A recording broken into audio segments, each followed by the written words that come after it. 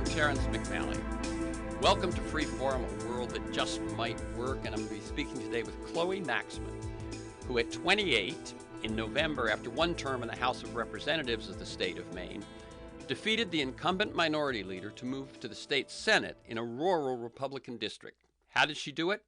And what does it mean for the rest of us?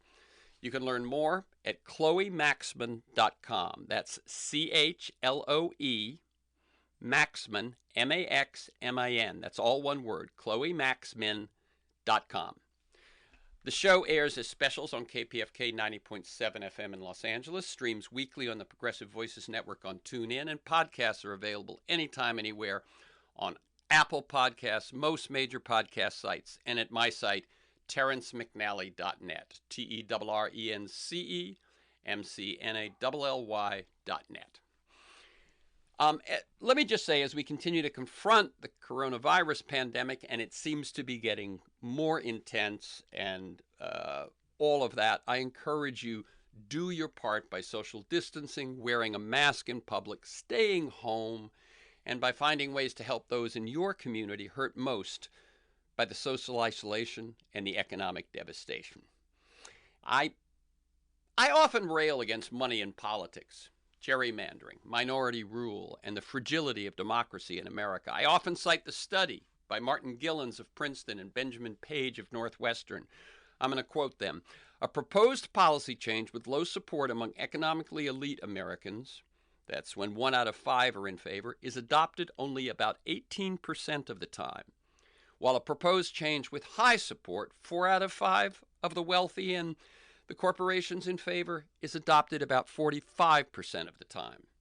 On the other hand, when a majority of citizens disagrees with economic elites and or with organized interests, they generally lose.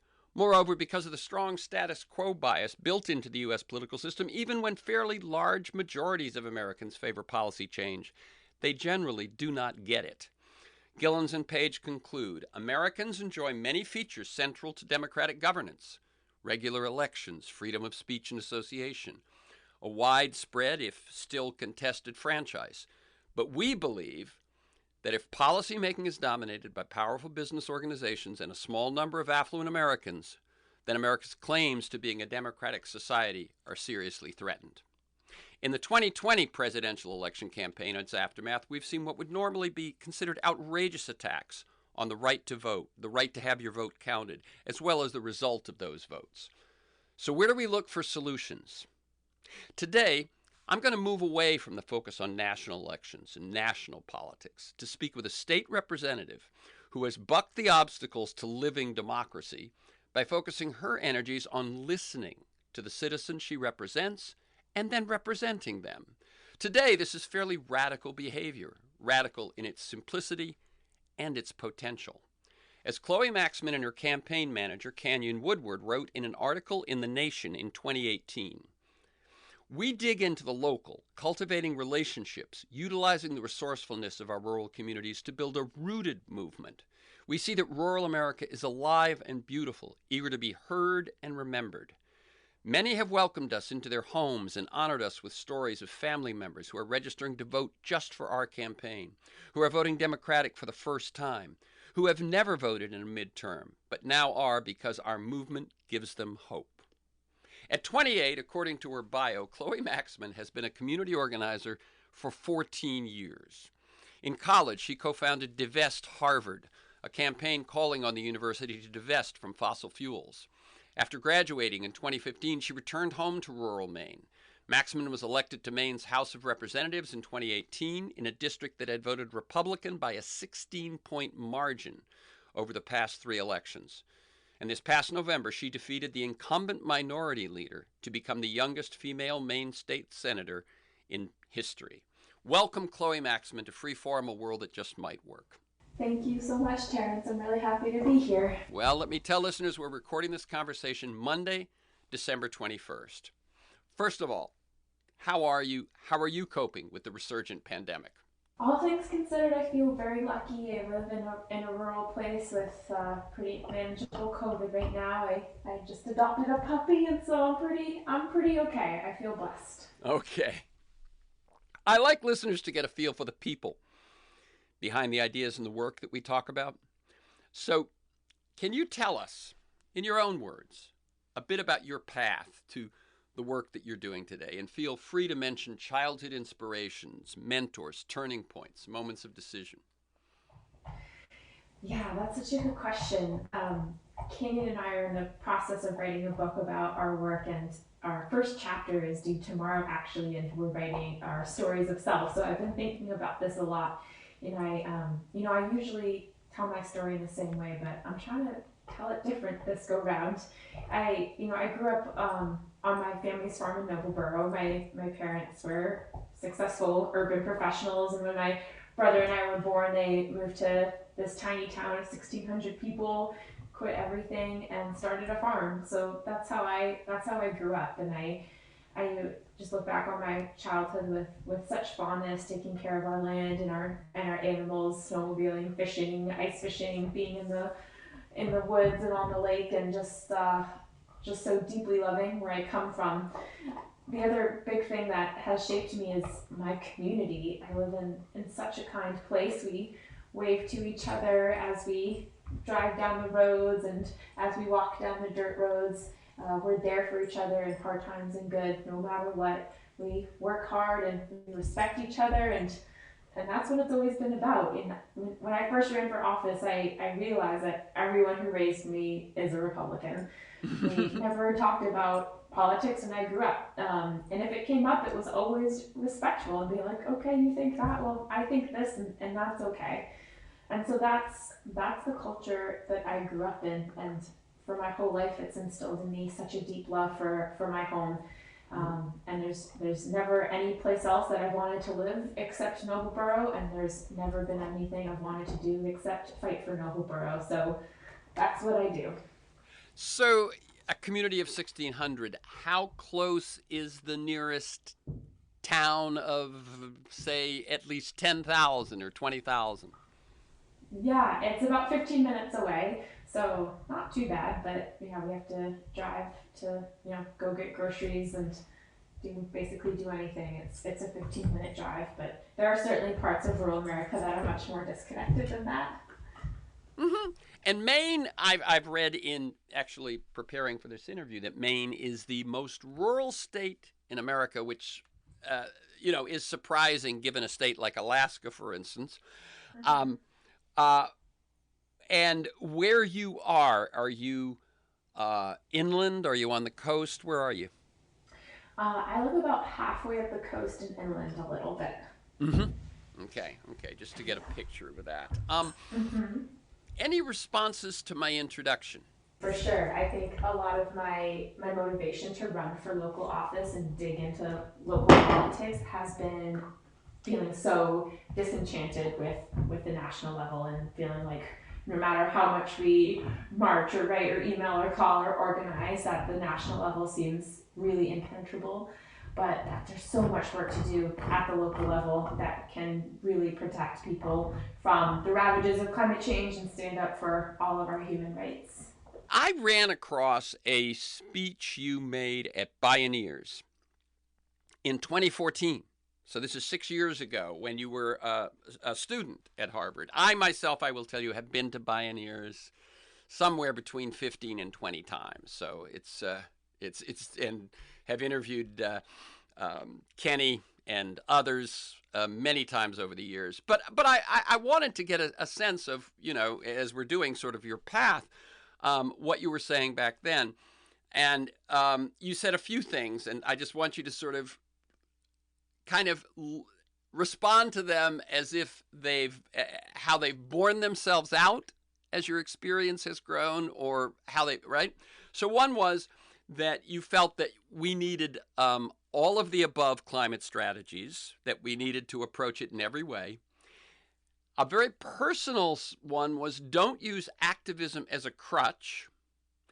Tough for one-dimensional activists to create a multidimensional movement. And then finally, that anger will never sustain this movement, that it's going to take love to sustain the movement to really take care of climate change, or I guess any of the other existential problems we face. Your reflections on what you shared 6 years ago.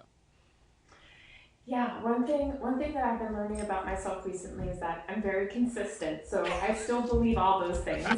I I think one of the reasons why I think we need an all of the above approach to climate is because we need a movement that involves everybody. And if we don't have strategies that fit different people's needs and desires and visions for themselves, then we're going to have a pretty narrow movement.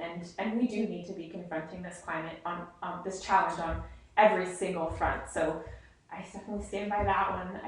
I definitely continue to find that anger is not a way for me to sustain this work, and that I need to focus on what I'm doing this for, not what I'm fighting against, in order to keep going. Um, yeah, I forget some of the other ones that you just said. Well, They I still think that's resonated with yeah. me. Well, I think it was just that one that was interesting was that I think a mentor had told you not to use activism as a crutch.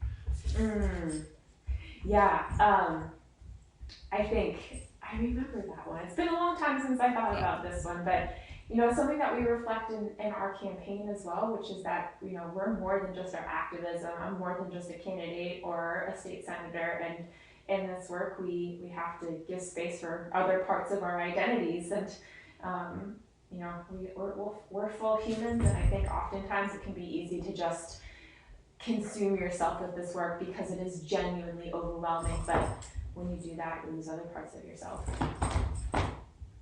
yeah, and um, tell me about the moment when you decided to run for the legislature the first time, when you decided to run in the 2018 midterm. You had graduated in 2015. You'd been home back in Maine for a couple of years at that point. Talk about that decision. There's so many different ways to tell that story. I mean, kind of the more chronological, factual one is I was I moved back to Maine to really understand why the climate movement was really struggling to get good climate policy passed. I mean, we were able to mobilize hundreds of thousands of people to march on the streets and to get involved with the movement, but we really struggled translating that kind of people energy into political power. And so I moved back to Maine to work on different campaigns and really think about that issue. And I eventually felt so disheartened with what I was seeing from politics and what I was seeing from movement building that I thought, well, why not just mesh all this together and run for office myself? So, but there's some more emotional, personal parts to that story, which is that I was going through some really hard times and just working at bars and restaurants and doing lots of random odd jobs. And I had moved to Portland, Maine, because I thought that I couldn't build my life in Noblesboro unless I had an urban network, and I thought I needed to go to graduate school and get multiple degrees before I could run for office. And I felt like I was just kind of spinning my wheels, waiting for the day when I could move back home. But one February week, I went down to hang out with Canyon in North Carolina, and we talked about politics, and we talked about the need for a new kind of rural politics that prioritized places like the towns that we grew up in. And I was just so inspired by our conversation. I came back home, and a couple of days later, I texted him, "What would you think about moving up to Maine and managing a campaign?" And a week later, I filed to run. Excellent, Yeah. excellent. Um, and by the way, I really appreciate that the sort of things that we think we need to be worthy or ready, which of course in your case it turns out pale in comparison to the things you already had, which was a love for your community and an ability to organize. You actually, why I sort of asked that question is that you have made the point in a number of times when I've seen you talk about what you're doing that the way you run a campaign, the way you campaign for office, is really the beginning of how you will serve. And it seems to me what you're saying is the beginning of how we change politics. Mm-hmm. Yeah, I really, after campaigning for 2 cycles, I really so firmly believe that. I think that it's really during the campaign season when it's the only time when you can go on and knock on someone's door and have a real honest conversation about what's going on in the world. If I did that right now or this summer, people would turn me away and think I was crazy. But there's we're kind of all enmeshed in this culture of politics during a campaign year, and that's something really that can be really beautiful instead of really depressing as it usually is. And I found that when you campaign differently, you can talk to different types of people, understand different types of perspective, and build a politics that really honors all of that diversity in their community. I think on the left we have a tendency to kind of just talk with people who agree with us. And in our campaigns, we don't use any of the party resources, so we've been able to really reach out to people who have genuinely never been contacted by a Democratic candidate or canvasser in their entire voting history. So it's a chance to reach beyond and connect and build something that is more reflective of people's current reality. And did you know as you were beginning to campaign this way, which it seems to me came natural to you, both because of these were your people, and two, your organizing experience. Did you see then that it would then define how you would represent? It slowly dawned on me. The first time that I ran, I had a primary, so I was talking to Democrats for the first few months of my campaigning life. And that was pretty easy. But then when I started talking to Republicans and independents, it so radically changed my view about what organizing is. When I talk to people who feel so frustrated and abandoned by government, who are struggling every day with issues that are inherently political, and who just want better for themselves and their families. But we haven't talked to them because they have a different letter next to their name that doesn't make any sense. And going into spaces like the State House and being elected to represent my community, I hold those stories the closest to my heart because I want to make sure that people do feel heard and they feel like I am there to reflect their voices in Augusta. Yeah. How were you helped both in making your decision and in running your campaign and in being victorious in both of your campaigns by Maine's clean elections law? And please explain what that is to listeners. Mm. Yeah, in Maine is a very interesting mix. We were very purple, but one of the more progressive things we've done is create a clean election law, which is basically a state fund that allows candidates to run for office without having to fundraise. So you collect a certain number of $5 contributions from voters in your district, and once you collect a certain number, you qualify for state funding. So it's an amazing system because it really makes running for office accessible to anybody. You don't need to be connected to money to run. And also you can spend your time, actually campaigning and talking to people instead of fundraising and making fundraising calls all the time. So we're really lucky to have it. It has been a huge help to our campaign because it has freed me as a candidate to spend all my time talking to my constituents instead of trying to find money for us. There are certain limitations to it. We have very small budgets. So it means that we can't hire proper staff. We could hire some staff part of the time, so it kind of really limits what opportunities you can give folks on the campaign.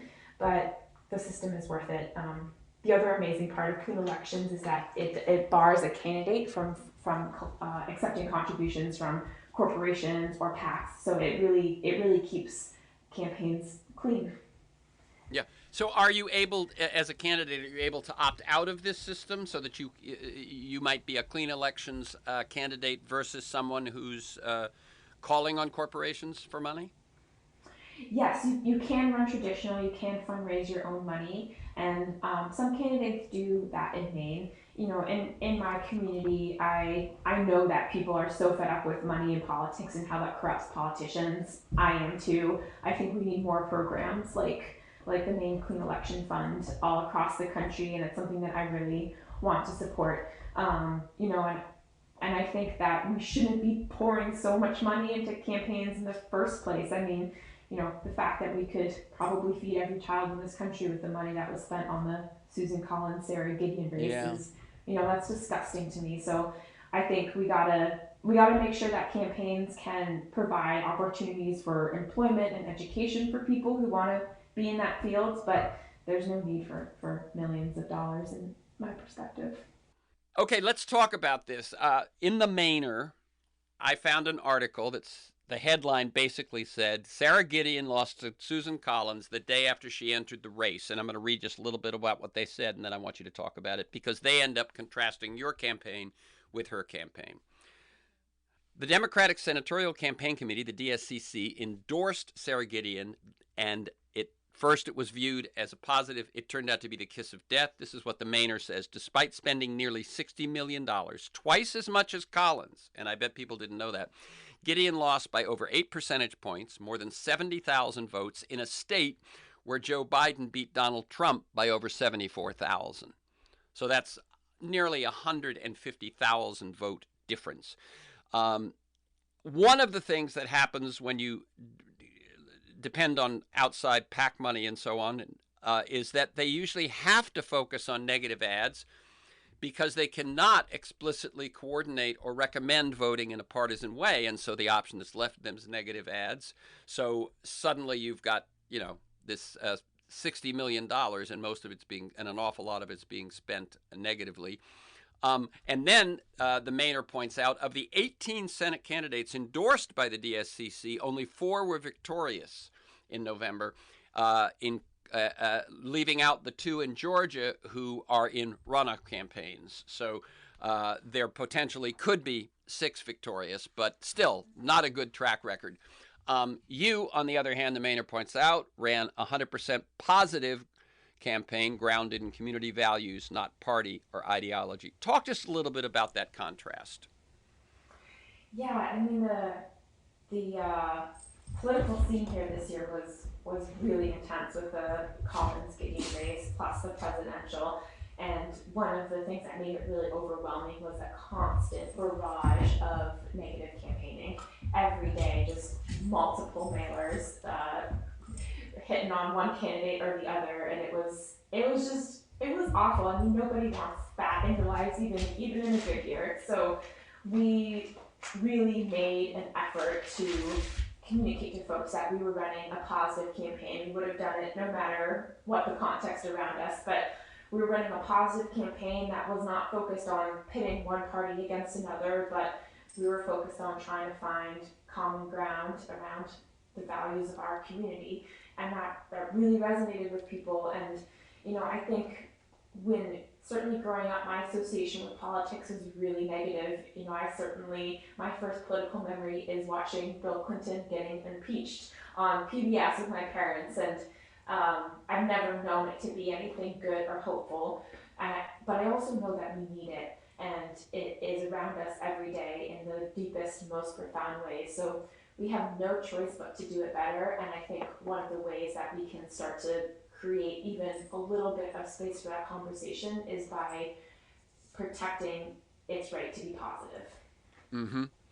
And when you got to Augusta, the capital of Maine, you, as I said, in 2018, you won in a district that had won by Republicans by an average of 16 percentage points over the last 3 elections. You won in that district. And then, of course, the Senate, this time you actually defeated the minority leader in the Senate. What was your reception like in Augusta, and what was your experience like?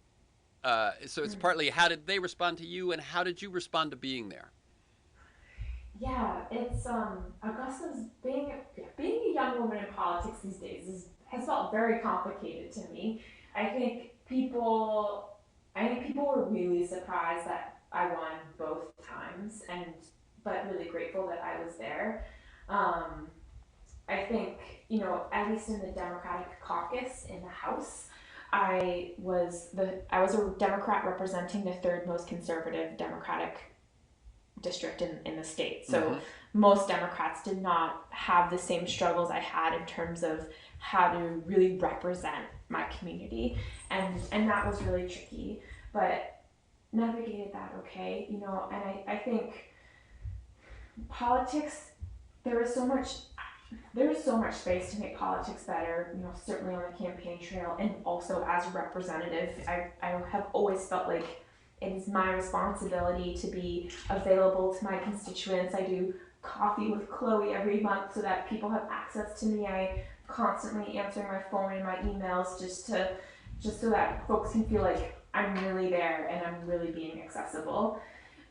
But in so many ways, too, politics is politics. And when you have 200 legislators of all backgrounds trying to agree on policy, things get whittled down and compromise happens in ways that maybe it shouldn't always be that way.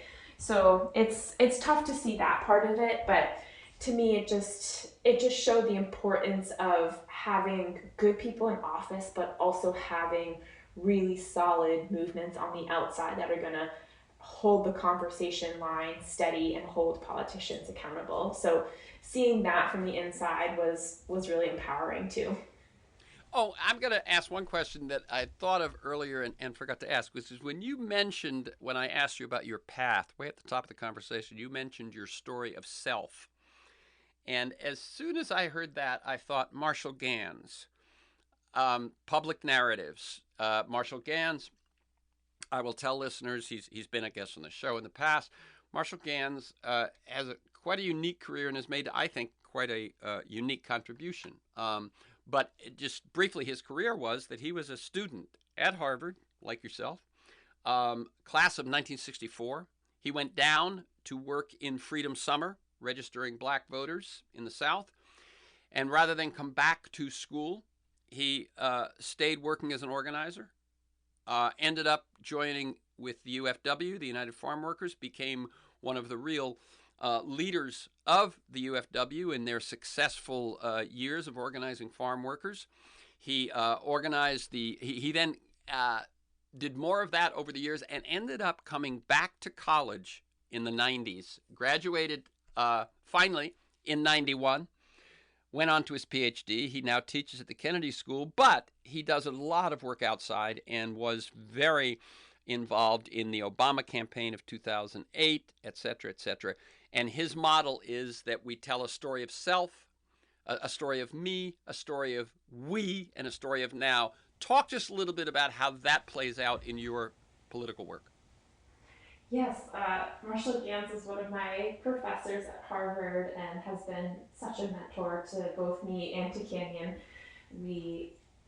So much of what we do is inspired by him. Most importantly, he has just taught us the power of storytelling and being personal and vulnerable when you're doing organizing work and taking the time to listen to other people's stories as well. He's a really special human being, and it's important that we bring that kind of humanity to politics. Very good. Let me tell people this is Free Forum, a world that just might work. I'm Terrence McNally. I'm speaking with Chloe Maxmin, who at 28 in November, after one term in the House of Representatives of the state of Maine, defeated the incumbent minority leader to move to the state Senate in a rural Republican district. How did she do it? What does it mean for the rest of us? You can learn more at chloemaxmin.com, and that's CHLOEMAXMIN, chloemaxmin.com.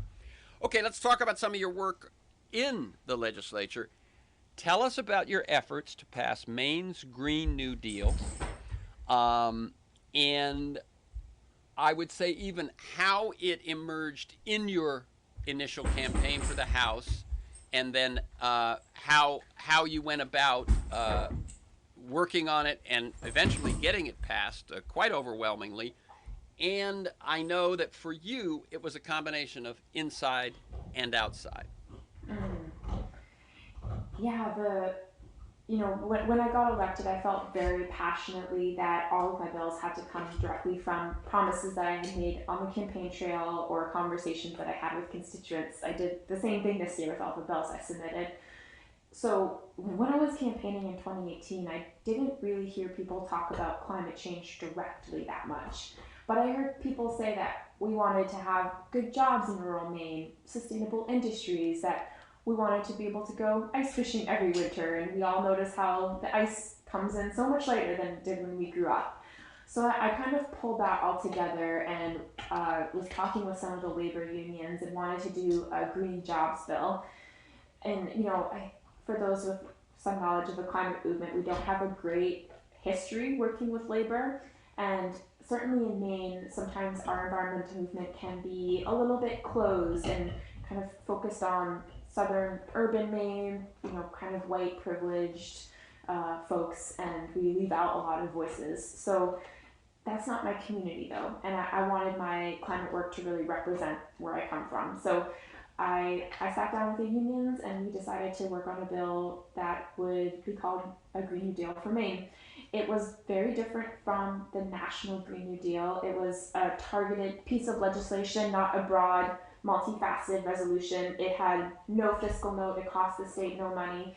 And most importantly, I called it a Green New Deal because I wanted to talk about climate change in a different way, and I wanted people to pay attention to it. I wanted to root the climate conversation in a rural working place and not in an urban privileged place.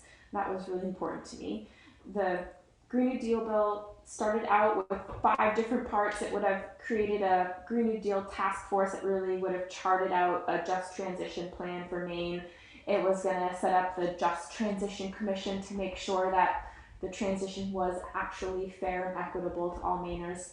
And all that got taken out because of some political stuff, but 2 pieces remained. One is an apprenticeship piece that requires a certain number of employees on large electricity generation projects to come from apprenticeship programs. And the other one is making sure that schools in Maine have easy access to solar. So that's what ended up coming out of it. So I think the title often conjures up really big visions of what policy can be, but we were trying to just draw attention to policy that was a little bit different. Right. In other words, what I hear is your Green New Deal was not the same as the National Green New Deal, the AOC and progressive wing of the Democrats have put forward, but you felt the title would help galvanize attention, and then what you would put under that title would be the things that would work for your representatives. Exactly. And I mean, one of the cool things about the bill is that it was the first, right at the beginning, the National AFL-CIO came out against the National Green New Deal. Right. But we were the first state Green New Deal bill in the country to be endorsed by a state AFL-CIO affiliate. And so we really just wanted to say, hey, if we talk about climate change in a different way, if we approach this in a different way with different partners, we can actually do really cool things. We can make our movement bigger and more accepting than it was before. Now, I also read that 7 green bills ended up passing, including a state renewable energy portfolio standard, a goal of 80% renewable energy by 2030, 100% by 2050. So these were kind of surrounding the initial bill with its 3 provisions? Yes, yeah, there were a lot of good climate bills that came in last session since it was the first term with Democratic Governor Janet Mills after 8 years of a very conservative man named Paul LePage. So yeah, there's a lot of good climate stuff happening. We still have a long ways to go, but we're certainly getting on the right path. Okay. Have you been surprised by the national attention that you and your campaigns have drawn? In other words, when it comes down to it, you still represent, for the first 2 years, you represented, a small rural legislative district, and now a fairly rural Senate district in a state, of few electoral college votes, if you will, of Maine. And yet, I've seen you in Mother Jones, Common Dreams, etc. Have you been surprised, and how do you deal with that? I guess I haven't really put much thought into it, if I was surprised or not. I think I'm very honored and very humbled. So much of our work is really intentionally trying to do things differently and to pave a better way for the Democratic Party. And so I think to some extent, being able to spread that message and show that tactics are working in a rural conservative place makes me feel hopeful. It makes me feel like maybe some of what we're doing can be used in other places or can really influence how campaigns are run or how the Democratic Party thinks about these issues. So, I like that. I think it's also, I come out of the climate movement. I come out of a progressive organizing background. And what I'm experiencing today is so radically different from what I experienced in those progressive spaces. And I think they're too far apart. So the opportunity to go into some of those spaces like Pioneers or, go back to Harvard and say, hey, I'm discovering this whole world, all these people that we've left behind. We got to change how we're doing things. That's one of the ways that I fight for my community. Have you found allies among young folks around the country running for office? I earlier this year interviewed Charlotte Alter, also a young Harvard grad, I believe, but she wrote a book, the ones we've been waiting for, in which she profiled a number of young, newly elected folks who'd chosen to run and had succeeded and so on. Have you found, is there a network emerging of young people with new ways of approaching campaigning and politics, or is it too early? I think it's starting to happen. I mean, there are certainly folks who have been doing this work for a really long time, and I've organized a lot with the divestment movement, and Greta Neubauer in Wisconsin was the first person I knew who ran for office, and that just blew my mind that somebody my age could do that. I was so impressed and inspired, and it's part of what made me think that I could run for office too, is because I saw my peers doing it. So I think it's definitely starting to happen. I have a lot of friends coming to me being like, maybe I'll run for office one day, and we're really just trying to tear down some of those barriers that society puts up for young people who want to run for office.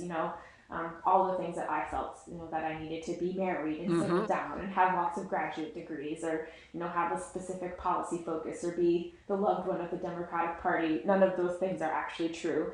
They're just ways to consolidate power. Exactly. An obstacle is just as potent, even if it's not real, if it's believed. Yes, it's so true. And talk a little bit also about how something which fascinates me is this inside-outside organizing, protest, organizing politics, which you have melded. You have brought your organizing.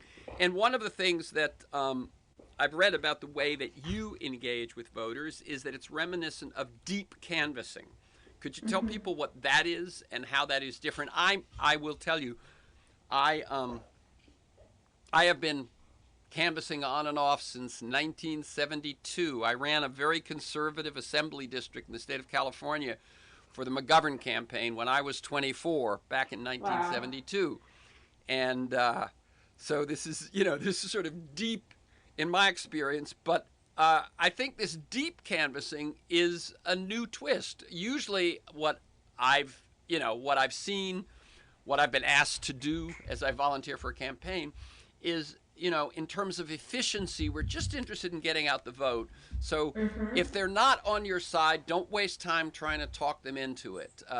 You've engaged someone. If they're on your side, then keep track of them and make sure they vote. But don't try these conversations. Deep canvassing seems to run counter to that. Talk a little bit about that.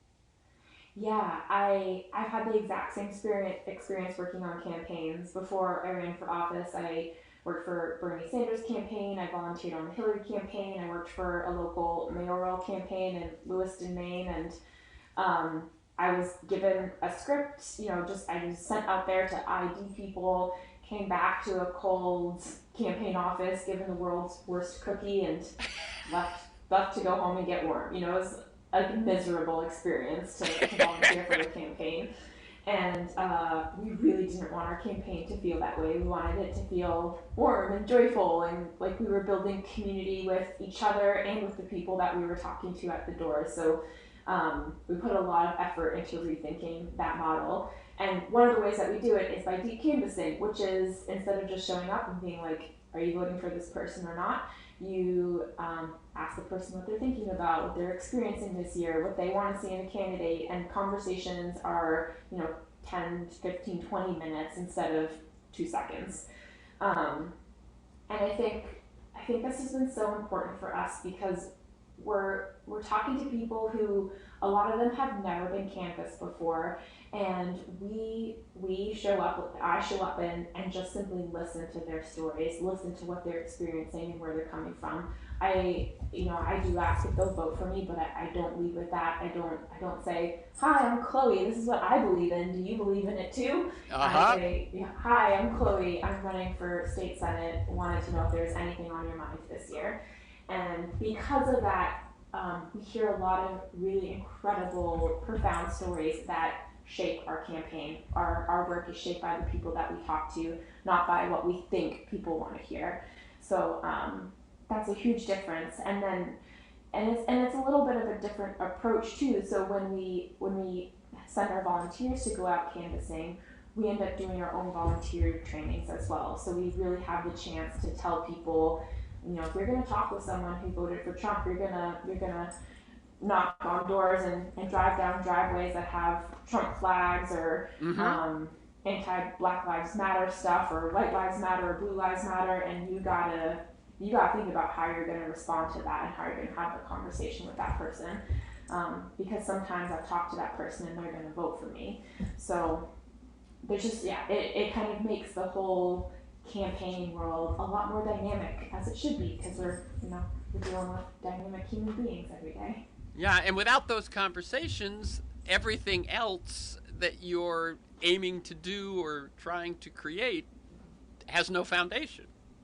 Exactly. Yeah. I often say that once food, shelter, health are kind of taken care of, that what human beings want more than anything is to feel seen and heard. Yeah.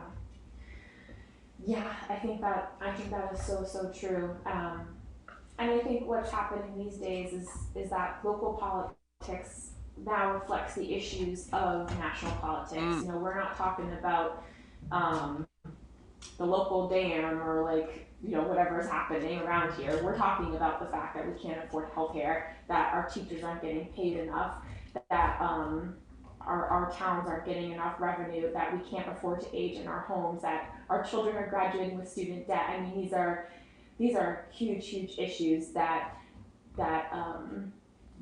politics, government, elected officials at every level have failed to lead on. So yeah, it's just time to do it differently. And I read that when the COVID-19 pandemic hit, that your campaign stepped up its commitment to engaging directly with voters by enlisting 200 volunteers to check on their well-being. Tell me a little bit about that. So unrelated in a way, I put unrelated in air quotes, but unrelated to whether they were going to vote for you or not, you were just checking on them as potential votes, but as constituents, as community members. Mm-hmm. When COVID hit, we had already launched our campaign. We had this amazing potluck at the North Melbourne Community Center with 100 folks. I had started canvassing. We were in full swing and had a list of lots of volunteers who wanted to help. But obviously all of that stopped when COVID came along. But we still had all of these volunteers and access to the voter database with everybody's phone number. And we really wanted to use that capacity and our infrastructure for good.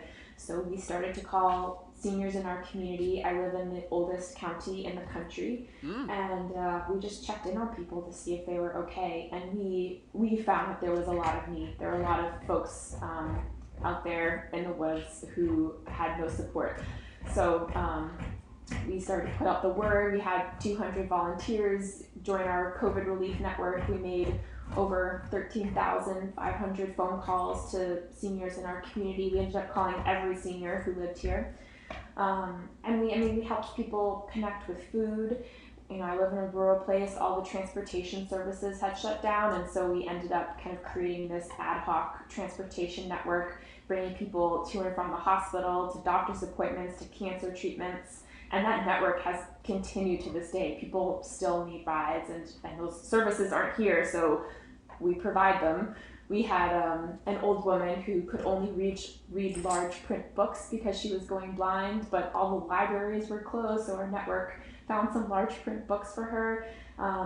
Prescription pickups, kind of just the basics that people need in their lives that they couldn't do when they were stranded or afraid to go out. We just stepped in, and this campaign was not about getting me elected. It was about being there for our community, and that was the best use. That was the best thing we could have done at the time. And what you're saying is that continues on now after that volunteer work continues after the election because the need's still there. Yeah, it absolutely does.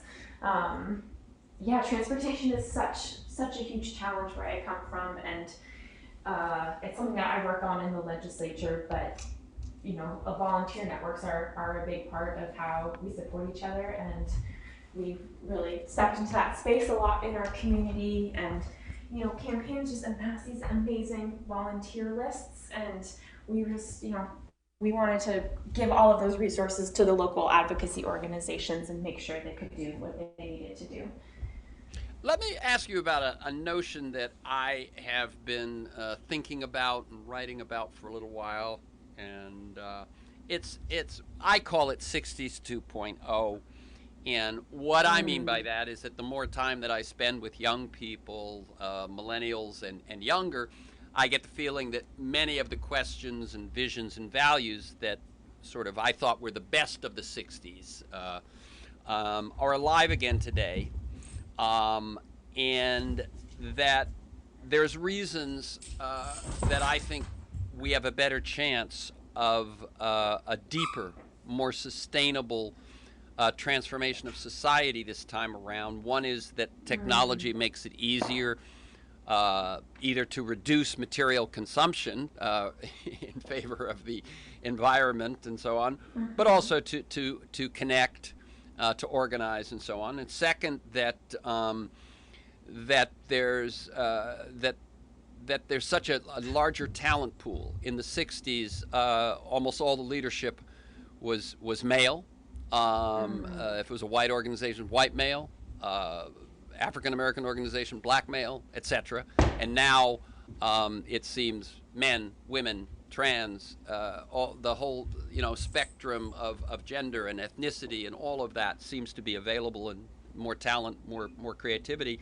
And finally, that we were sort of on our own in the 60s. There were a few beatniks in San Francisco and a few in Greenwich Village, but whereas now there are, what I'm sort of hoping for is an intergenerational kind of a movement that shares values and then has different roles and different methods and so on, but that we can really have as I say, a sustained transformational effect. Your thoughts about that? I think I resonate with so much of that. I think there's so much power and potential in everybody these days, and especially in the younger generation. I think there's just a lot of stereotypes about young people and young people in positions of power, young people as candidates or as organizers, and some of the smartest, most insightful people that I work with are younger folks, and it's so inspiring, and it's so important to make sure that spaces like state legislatures are really reflecting the identity of our communities, and part of that is having more young people in office. So I think it could definitely be 60s 2.0. Now the other side of that is the okay boomer, like you had your time, you failed, let us run things. What do you see about the value of both together? Yeah, I mean, I think one of the groups that I work with here in Maine, it has just an amazing model of kind of getting rid of the idea of a mentor and saying, because mentor kind of implies age and experience.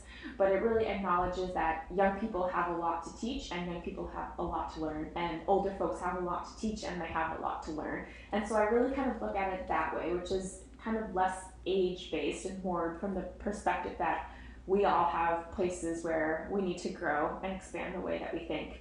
I mean, certainly, my parents are my inspiration, my role models, and they're older folks. Some of the people that I look to in the legislature are not my age, and I certainly learn a lot from people who are older than I am. But I also look at people who have been campaigning the same way every cycle, or doing the same work over and over again, and it is clearly ineffective, and I don't want to do it that way. And I get pushback when I try and do it differently. But I think that's just human nature, and I'm kind of I'm overly empathetic by fault, and so I think everyone, or not everyone, but most people are just doing their best and have good intentions, and I just try and do my own thing around those dynamics. We talked about story a couple of times in here. Let me read you a quote that I read soon after the 2016 election, which really got to me. It was by Antoine Saint-Exupéry, the man who wrote the Little Prince. If you want to build a ship, don't drum up the men to gather wood, divide the work, and give orders. Instead, teach them to yearn for the vast and endless sea. And to me, that to me just struck my heart, that's what we need to do. We need a new story that people who think they're opposed to each other really know that in this new story they're not. In this new story, they're together, and there's something out there. There's something worth dreaming about and overcoming differences to achieve and so on. What are your thoughts about what have you found is the story that works, and what do you think is this new narrative? I mean, obviously, one of the things that generated that reflection for me is that it looked to me that a lot of Trump supporters, and as we know, he got more votes this time than last time, even after the pandemic, is a yearning for the past rather than the future. Interesting. I think we're living in such deeply complicated times, and at the beginning I mentioned how much I love my community and our kindness and respect, but this year when I was canvassing, it was the first time in my life when I felt like that was slipping away. I felt like the divisions and the polarity and the hatred of everything around us was really changing this beautiful, special place that raised me. And so much of our campaign was trying to hold on to that and be like, saying what you're saying is that we can have a different story. We don't have to succumb to the forces that are trying to tear us apart. We can choose to do this in a way that brings us together. And I think that a lot of people voted for Trump because, at least from what I hear from people, because they just want something different. And I don't know if that's looking in the past, but just hoping for something better in the future. When I hear folks who have worked their whole lives and still can't afford to retire, and it's unjust and it's unfair and it's politics' fault, and we need something different. And Trump, for better or for worse, is different. So I don't think people want the future to look like the past. I think that they want the future to look better.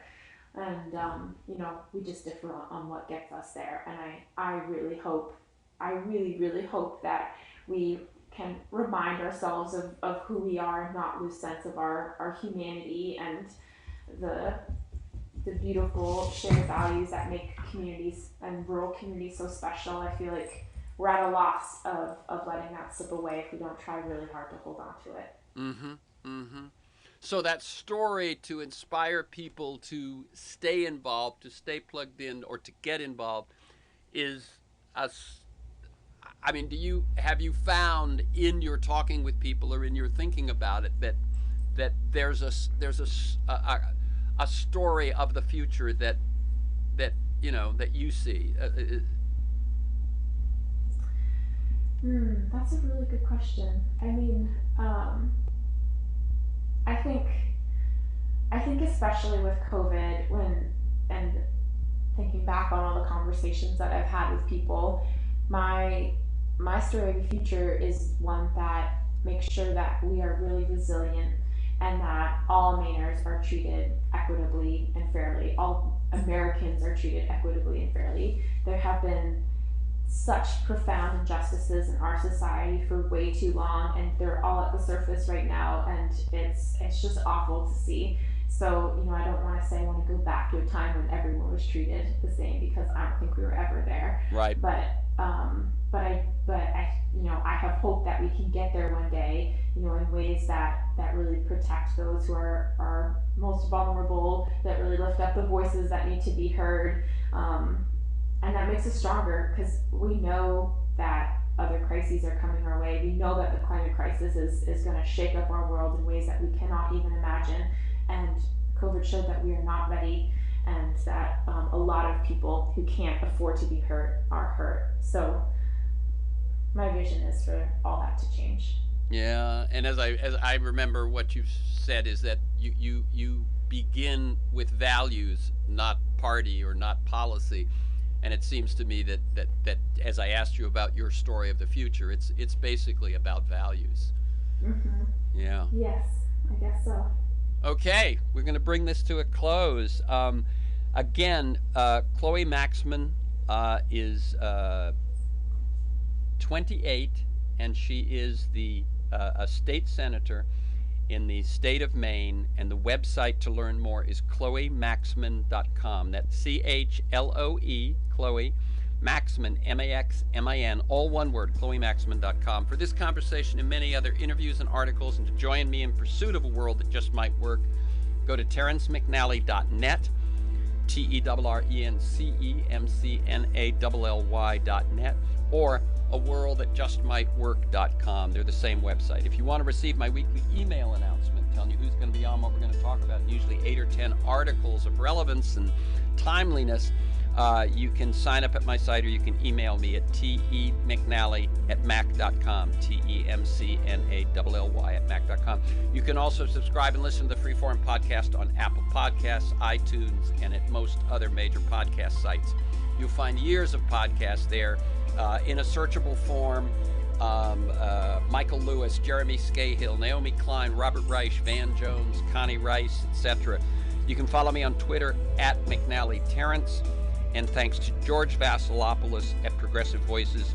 And most of all, you, my listeners, please share this conversation widely. And finally, thank you, Chloe Maxmin, and keep up your good work. Thank you so much, Terrence. I really appreciate it.